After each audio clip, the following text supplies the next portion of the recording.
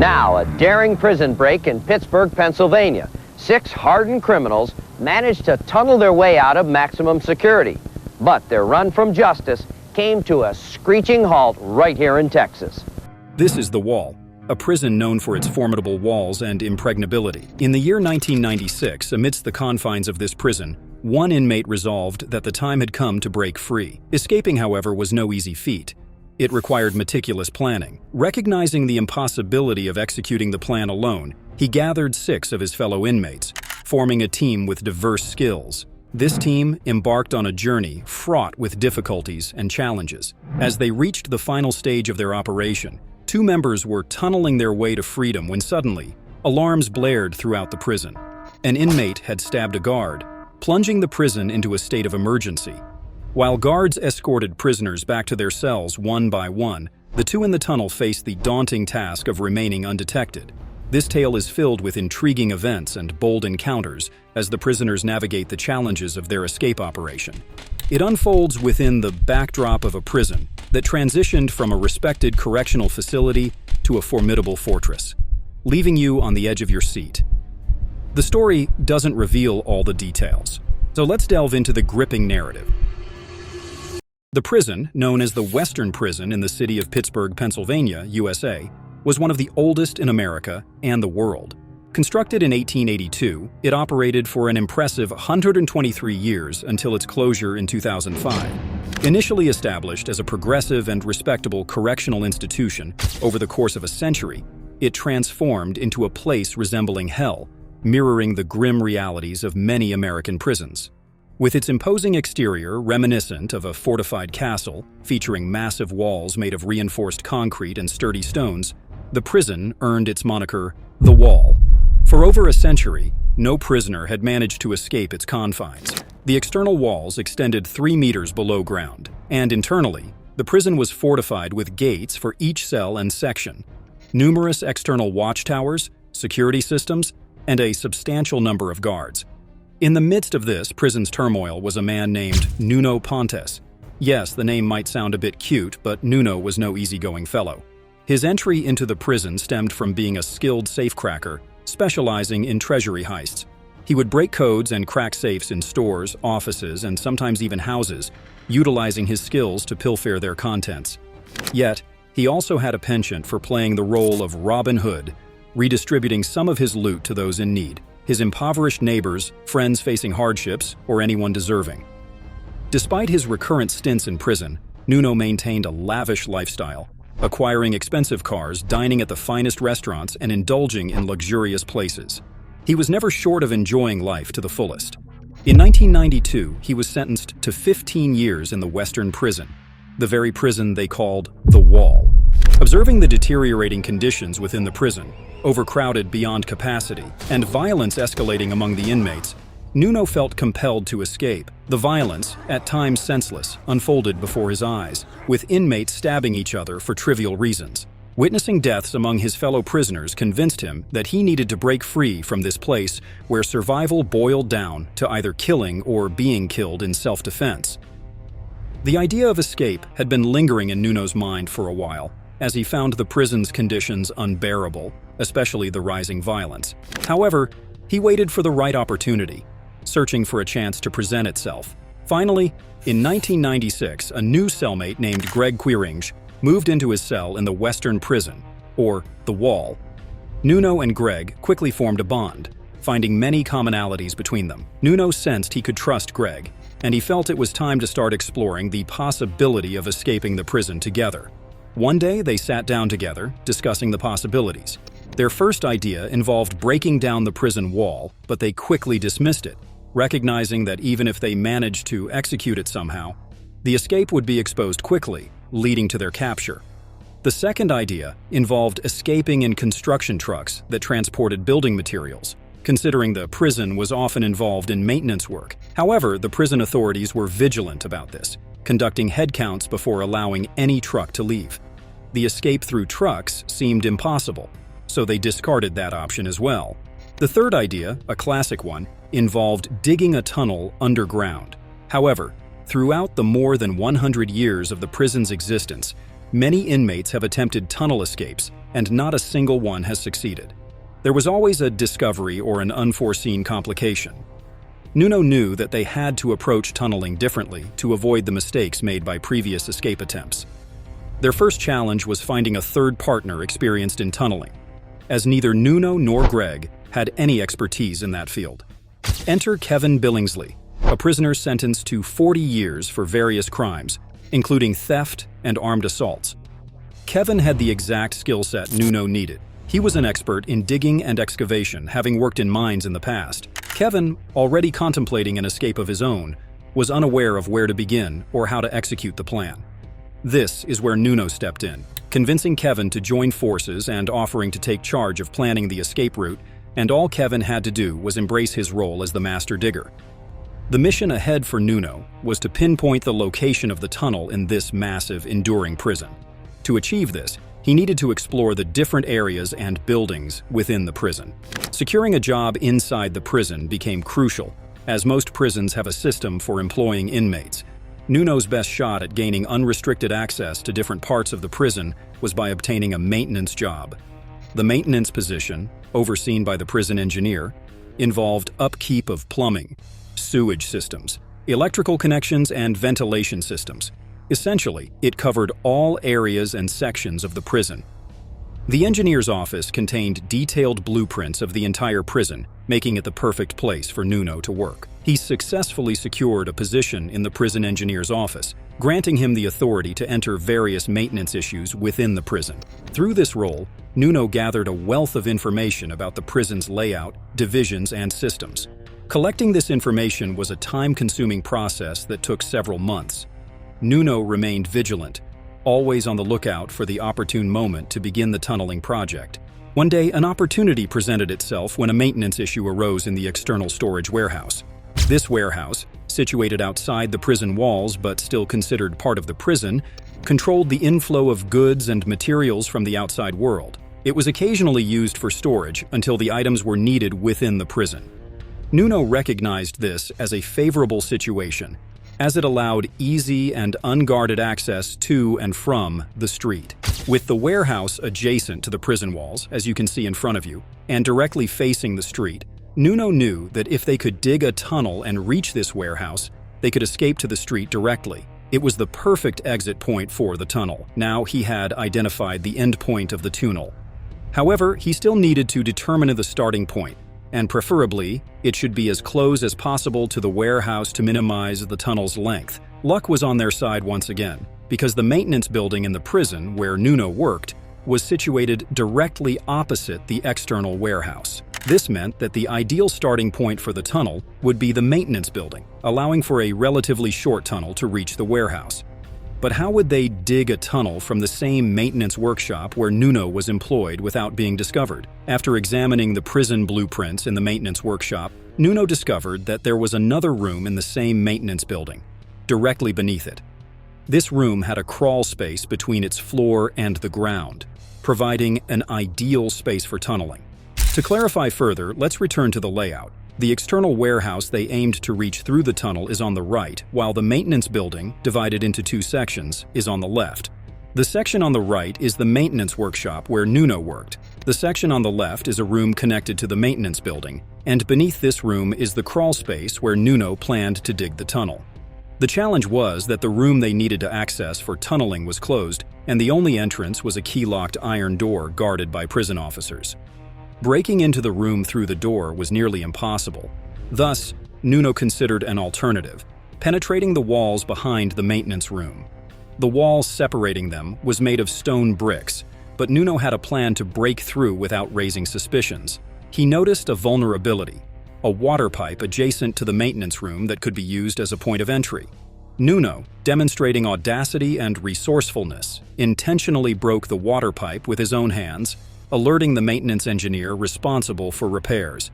The engineer allowed Nuno to take the necessary tools to fix the pipe. Nuno took advantage of this opportunity, grabbing the tools, including a drill, and headed towards the wall he intended to breach. The work area resembled a corridor with walls on either side and the broken pipe above. Nuno commenced drilling on the pipe, but also seized moments when the guard's attention wavered to work on the second wall. Despite the bold move, The drill proved insufficiently powerful, making the process slow and raising suspicions. Faced with the realization that the wall couldn't be easily penetrated, Nuno abandoned the idea. The wall was a dead end. Now he revisited the notion of entering through the door, recognizing the need for the key, which was in possession of the guards. The trio, Nuno, Kevin, and Greg, brainstormed on how to obtain a copy of the key. Their first task was to find a material suitable for creating an imprint of the key. They experimented with soap, oatmeal, and eventually found success with styrofoam, the material used for packaging. Their plan involved waiting near the maintenance room's door until a guard conducted his routine inspection. When the guard approached and opened the door using the last key, the key they needed would be on top of the others, as the keychain was circular. Understanding the location of the key was one thing, but acquiring an imprint without raising suspicion was another challenge. Nuno devised a diversion by instigating a quarrel between two inmates, diverting the guards' attention. In the chaos, Nuno seized the opportunity, covertly obtaining an imprint of the key on a piece of styrofoam. The daring plan progressed smoothly, with Nuno successfully evading suspicion. Now, equipped with the imprint, the next step was to replicate the key. After a few days, they realized they could create a duplicate key from the impression they made. Once the key was ready, they decided to test it on the door. Of course, the experiment had to take place either during their work hours, break time, or the brief period when they were allowed out of their cells to the external recreation area. This period was limited, and during it, guards from Tishreen were everywhere. Even attempting to test the key became an adventure, especially since the door to this room was in the line of sight from one of the surveillance towers. Yes, there was a distance, but if the guard in the watchtower looked in that direction, he could potentially spot them. This was in addition to the guards dispersed on the ground. Nuno and Greg went to the door of the maintenance room. Greg kept a vigilant eye on their surroundings in case a guard approached, while Nuno inserted the key into the door and began trying to unlock it. However, the key snapped inside the lock. The key was too thin, making it fragile, and as soon as Nuno attempted to turn it in the lock, it broke. Now, the broken piece of the key was stuck inside the lock, and Nuno and his companion didn't know what to do. They feared the guards might catch them, especially if they left the broken key inside the lock. The guards would discover it during their inspection rounds, triggering a prison emergency. If their identities were exposed, they could end up in solitary confinement. They had to retrieve the broken key from inside the lock, and the only way was to use tools from the maintenance workshop where Nuno worked. The workshop was conveniently close to the location. Quickly, Nuno ran from the front of the maintenance room's door to the workshop located behind the building. This workshop was where Nuno worked, and it contained many tools. However, the cabinets and drawers that stored these tools were locked with keys. Yet, Nuno had thought ahead and duplicated the keys to the workshop, as well as the keys to the drawers and cabinets. This allowed him to open the workshop door at any time and unlock the drawers and cabinets to take whatever tools he needed. Of course, after taking the tool, he had to close the drawer again. After finishing his work, he needed to return the tool to its place because all these tools were counted and inventoried at the end of each day. So, Nuno grabbed the plier tool and swiftly ran from the workshop to the door of the maintenance room. Quickly, he started attempting to extract the broken key from the lock, with Greg keeping a watchful eye on the surroundings. After a few attempts, miraculously, Nuno managed to remove the broken key. All of this happened without any of the guards noticing them. Immediately, Nuno returned the dog tool to the workshop, the tool he had taken from there, and they hurriedly left the area to gather their thoughts once again. The first key failed, but the idea for the key was still alive. The impression of the key was with them, so they decided to create a new, stronger duplicate. Once again, they worked on this key, and after a few days, they managed to craft a new one. When they tried it this time, they successfully opened the door. Finally, after all the hardship and effort, they could enter the desired room. Inside this room, there was a small metal gate that would lead them to the crawling space, the starting point of the tunnel. But before they began the digging operation, an intelligent idea struck Nuno. The goal of this idea was to distract the guards. He decided to use the same system used by acrobats. If an acrobat wants to divert your attention from the movement they are making, they give you something else to focus on, deceiving you into looking at a distant place other than where they don't want you to see. So, Nuno came up with the clever idea that he and his companions would start a brewing operation inside the prison. In this way, they managed to divert the attention of the guards, who were focused on uncovering the alcohol manufacturing and distribution operation. Little did they know that this entire operation was just a cover for the second operation the 3 prisoners were executing: digging the tunnel beneath the maintenance room. However, from the beginning of the digging operations, challenges began to emerge. The first challenge was the guards' inspections. Sometimes, when Nuno returned to his cell after the external recreation period, there would always be a guard standing at the door of the block. Sometimes this guard would search the prisoners as they returned from outside. Nuno had a bunch of keys, including the key to the maintenance room, where they were digging underneath. However, prisoners who worked in maintenance, like Nuno, were allowed to carry some keys. The fear was that the guard would notice the extra key. But Nuno, to avoid raising suspicions, as soon as the guard stood for the inspection, handed all his keys to the guard without attempting to hide them or distract attention. Imagine handing the guard the key to his freedom with confidence.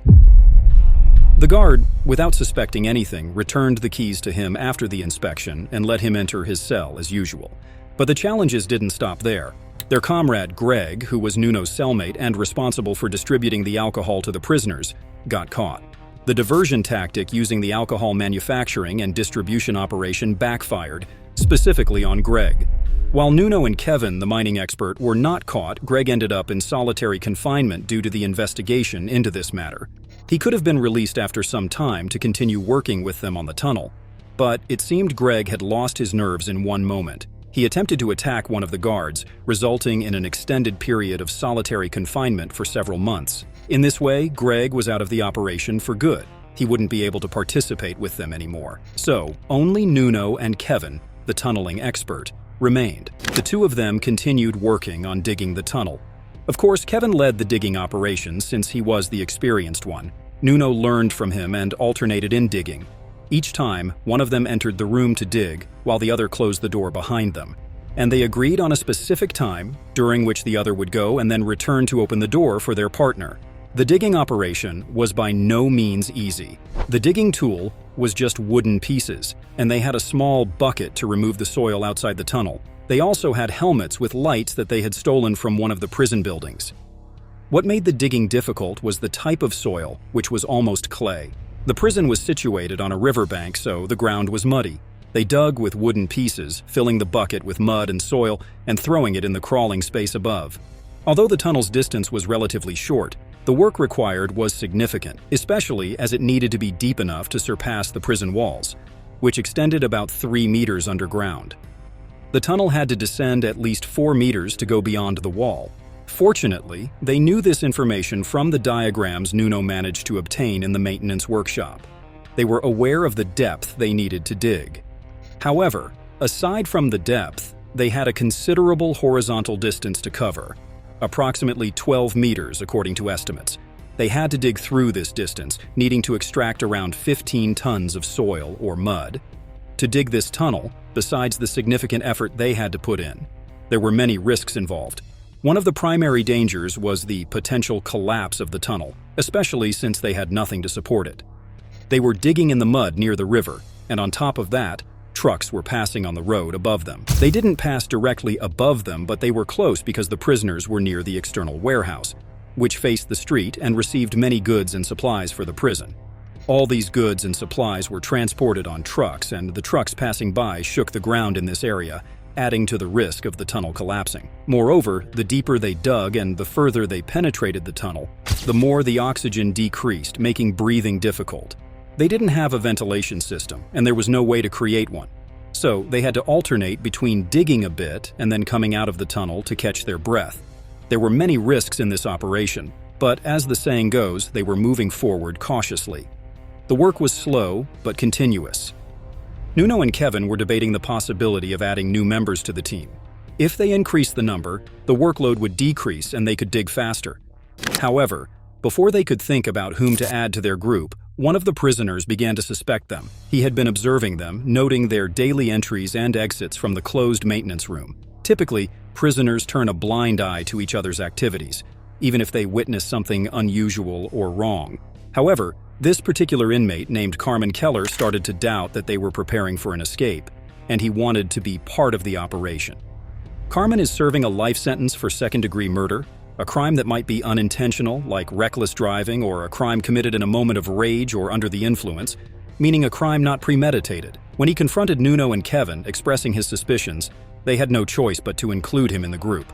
Nuno was hesitant to bring him on board, but he had to, as Carmen was now aware of their plan and could expose them. So, once again, the group consisted of 3 individuals: Nuno, Kevin, and Carmen.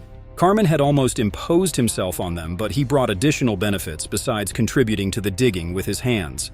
Carmen worked in the prison's education and rehabilitation department, giving him certain privileges that would aid them in their operation. His first privilege was the ability to enter most areas of the prison and move around freely without arousing suspicion. This gave them more time and flexibility for digging.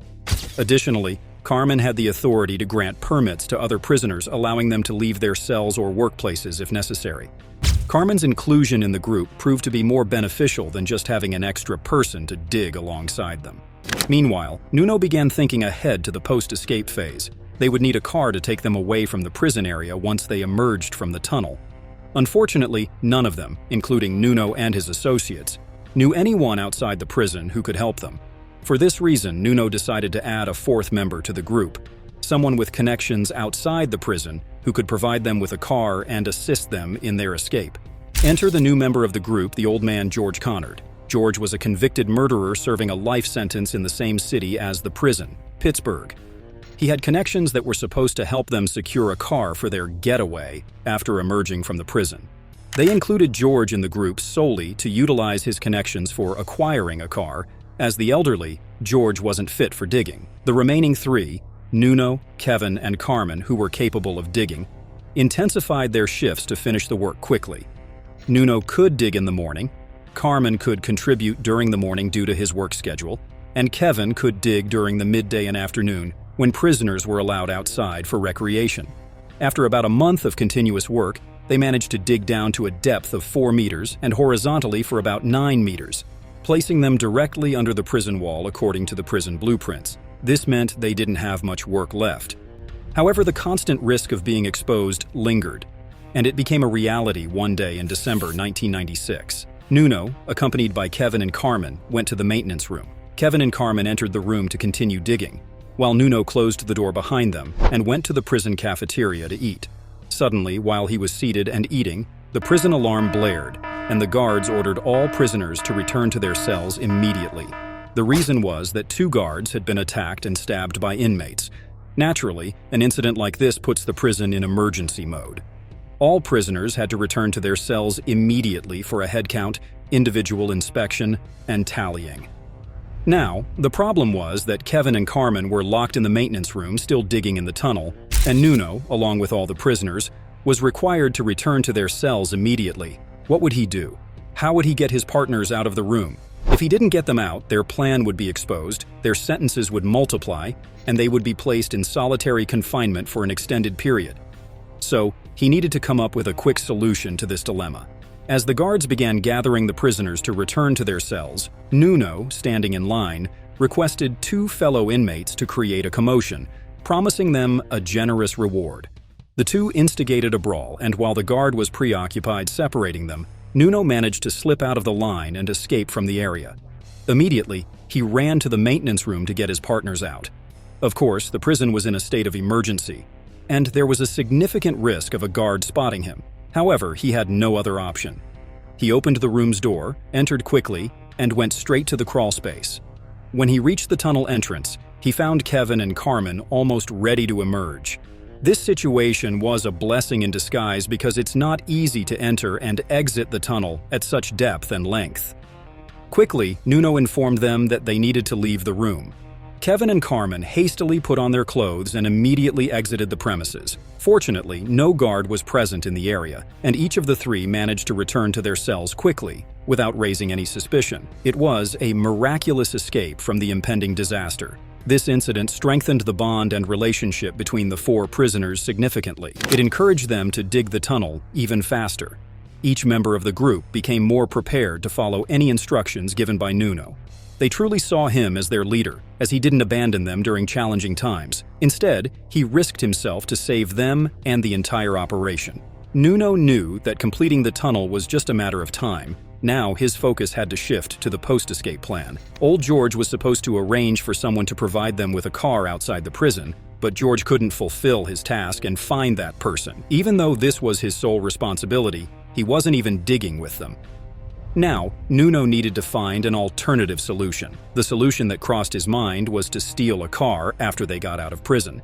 However, none of them had experience in this field, so they had to find a new member, a new inmate with expertise in car theft, to join them. Here enters the new member, Andrew Heim, a car thief sentenced to 10 years for thefts and assaults. Now the group became 5 and Andrew would contribute to the operation, playing a crucial role even if he didn't dig with them. Surprisingly, Andrew wasn't the last addition to the team. They decided to include a 6th member, a senior named Thomas Birkelbaugh. Thomas didn't bring any particular skills to the team, but Nuno added him because they were close friends. Even though Thomas was only 48 years old, he was frail, with potential eyesight issues and declining health. Nuno added him out of pity, and the team didn't object, seeing Nuno as their leader. So, the group became 6, and they were gearing up for the final stages of their escape plan. The horizontal part of the tunnel was complete, and now they had to dig upwards to reach the floor of the external warehouse. This stage was the most challenging, as they would be digging above their heads, and any mistake could lead to a collapse with life-threatening consequences. Imagine that none of the team members wanted to take this risk, as digging above their heads seemed perilous. The one who stepped up and said, "I'll do it," was Nuno. This is where we see why he deserves the role of a leader. Digging upward in the final part of the tunnel, although risky, was quick. Once they hit the soil and mud, it would fall due to gravity's effect, and they could pull it out with a bucket. Nuno was striking the soil and mud above his head, causing it to fall, and quickly ascended, digging the remaining 4 meters until the last heap of soil collapsed, allowing a breath of fresh air to enter the tunnel. Suddenly, they could breathe easily in the tunnel. After this, the exit opened up. Their last obstacle was the reinforced iron floor of the warehouse. Breaking through this floor would be one of the toughest tasks. However, literally, this floor was the only thing separating them from freedom. To breach this reinforced cement floor, they needed heavy tools. Nuno knew this, and as we mentioned, he had copied the keys to the maintenance workshop with its drawers and cabinets where he stored the tools. This was a crucial part of the operation, so Nuno entered the workshop covertly and took the large drill and a hydraulic lifter similar to the ones used to lift cars, along with other tools, back to the tunnel. There, they were digging with the drill into the cement floor. Their aim was to weaken the floor because they couldn't break or penetrate it entirely with the drill. Then came the role of the hydraulic lifter. They dug a spot for the lifter, placed it in front of the cement floor, and kept pressing until the floor crumbled under pressure. The cement crumbled, and a hole opened up above their heads. However, iron bars supporting the cement remained. Nuno grabbed an electric saw from the workshop, designed for cutting iron bars, and they cut these bars. This way, they completely opened the exit of the tunnel, leading them to the external warehouse. The room they opened in the warehouse was used for mechanical work. Nuno had observed that this room wasn't frequently used, and it faced the street all the time. Additionally, when it was used, it generated loud noises, typical for a room used for mechanical work, so no one would suspect if they heard drilling sounds from outside. The added advantage was that it was at the end of the warehouse, far from where workers and employees usually frequented. Rarely did anyone enter or use it. Now the exit was ready, but they had to leave it and wait for the next day. Yes, it was a risk, but they hoped no one would discover it until tomorrow. The best time for the escape would be after dawn. In the evening, they would conduct a head count for all prisoners. Of course, they couldn't leave their cells or units after evening because all the doors would be locked. The earliest time they could leave would be around 6 a.m. And, as mentioned earlier, Carmen Keller worked in the Education and Rehabilitation Department of the prison, so he could arrange permits for them to leave their cells early. Usually, these permits were for specific tasks or for scheduled educational sessions. This was one of the advantages Carmen provided them, even though he joined the team involuntarily. He established himself as a crucial asset in the end. The 6 of them spent that night in their cells, filled with excitement, anticipation, and, at the same time, anxiety. Nuno, unable to sleep throughout the night, eagerly awaited the morning. January 8, 1997, is the day they would execute their plan. After 6 a.m., they used the permits Carmen distributed to them and left their cells early, supposedly heading for specific tasks. However, in reality, all of them were going to the maintenance room for the tunnel. Time was of the essence because the morning head count for prisoners would take place at 10 a.m. Every minute counted for them to cover as much distance as possible away from the prison. The six reached the maintenance room, entered together, and locked the door behind them. They decided that Kevin would be the first to enter the tunnel, and Nuno would be the last. The two seniors and Andrew, the car thief, stayed in the middle since they had not been involved in the tunnel's construction. It was their first time entering the tunnel. They placed them in the middle to assist in case of any problems. Crossing the tunnel was not an easy task, especially for Thomas, whom they had added to the team due to his health condition. Indeed, crossing the tunnel proved challenging for them, causing some delays. However, with effort and mutual assistance, they managed, one after another, to emerge on the other side. Immediately, the first thing they did was change their clothes from prison uniforms to regular civilian clothes. You might wonder where they got civilian clothes. The intriguing thing is that at that time, the prison allowed inmates to keep non-prison clothes, therefore, they emerged from the tunnel with their regular clothes. The clock struck around 7:30 a.m., meaning they had about 2.5 hours until the prisoner count at 10 a.m.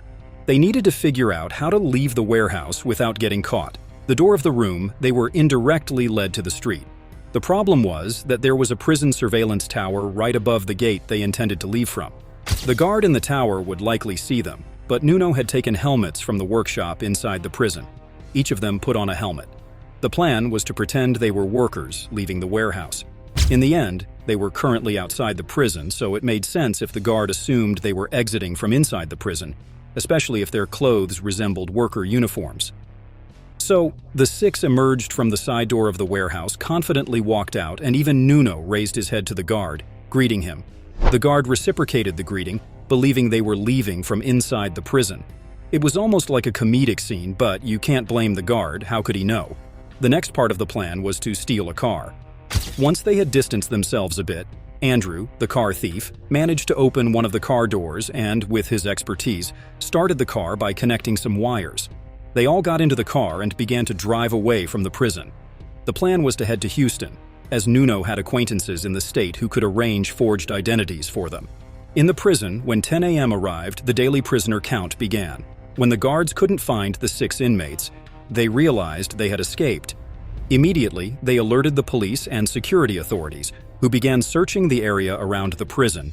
What they didn't know was that the 6 inmates had been on the road for more than 2 hours, covering a considerable distance of over 150 miles from the prison. Newspapers and media published articles about the Great Escape, including pictures and names of the escaped prisoners. Now, a daring prison break in Pittsburgh, Pennsylvania. 6 hardened criminals managed to tunnel their way out of maximum security. But their run from justice came to a screeching halt right here in Texas. On the following day, according to Nuno's plan, they would head first to Houston. From Houston to San Diego, then Mexico, then they would move on to a South American country. They managed to reach their first destination, Houston. However, to cross from Texas to Mexico, they needed to cross the border and thus required forged identities. Kevin Billingsley had acquaintances in the state who could arrange this, but it would take time. So, during this waiting period, the 6 escaped prisoners stayed in one of the remote hotels in Houston. Not even a proper hotel, but rather a budget accommodation. Still, it provided them a place to stay and rest. We've reached January 14, 1997, meaning 6 days have passed since the escape operation. The police are still actively searching for them, unaware of their whereabouts. However, on that day, the police received a report from a relative of Thomas Birkelbaugh, the elderly and sick member of the group. His relative informed the police that Thomas had been admitted to a hospital in Texas. This was the first lead the police obtained, indicating that the escaped prisoners were likely in Texas. According to Andrew, Thomas had struggled with drug addiction and it seemed he had succumbed to it. While in the hotel, his health worsened, leading to a verbal altercation between Nuno and Thomas. After a heated exchange, Thomas decided to leave the group. However, they dropped him off near the bus station, as he would get on the bus and go to Florida, but apparently he babbled in the bus station and had a seizure on the station floor. An ambulance picked him up and took him to the hospital. His family was informed and his relative contacted the police, reporting the situation. The police now focused their efforts on the escaped prisoners in Texas, believing they were still together. They intensified patrols and search operations in Texas. Fast forward to January 18, 1997, 10 days after the escape operation, and Nuno and his companions are still waiting for their forged identities. On that day, Carmen and Nuno were driving when they were spotted by a patrol car. The patrol attempted to stop them, but they ignored the police order. Carmen, who was driving, accelerated, and a police chase ensued. Police cars pursued them from street to street. Eventually, Carmen stopped the car near a forest, and both he and Nuno got out and disappeared into the woods on foot. The police caught Carmen, but couldn't find Nuno. He managed to escape quickly through the trees and remained on the run for 2 full days. After confirming that the police had lost his trail, he decided to return to the hotel. There, he found the rest of his companions anxiously awaiting him, unaware of what had transpired. Nuno shared the details of the events with them, revealing that Carmen had been caught by the police. Nuno and his companions faced a dilemma. Should they leave the area, risking losing the forged identities they had been waiting for, or should they stay? If they left, they wouldn't be able to obtain their forged identities. The decision was made to stay in the same city, but relocate to a new hotel. Unfortunately, what they didn't anticipate was Carmen, their friend who had been captured, betraying them. Carmen informed the police of the hotel's location, but when the police arrived, they found that the group had changed their location. They moved to a different hotel, but remained in the same city, waiting for their forged identities. The police continued to pressure Carmen for more information. He disclosed details about the person they had been in contact with regarding the forged identities. He provided the person's name and description. The police began searching for him, tracking his movements from a distance. When the person finished preparing the forged identities, he went to the new hotel to meet Nuno and his companions and hand over the documents. Unbeknownst to him, the police were on his trail. When they surrounded the new hotel, SWAT teams and police forces stormed in, apprehending Nuno and his companions. In this way, the adventure of the 6 escaped prisoners came to an end on January 20th, 1997, after only 12 days of freedom. After months of meticulous planning, effort, and exhaustion, they experienced a mere 12 days of liberty. To make matters worse, they faced severe sentences as a form of retribution, turning their escape into a cautionary tale. And this is the story of escaping the wall. In the end, before you go, here is another video for you to see. Stay tuned for the next video, and ciao.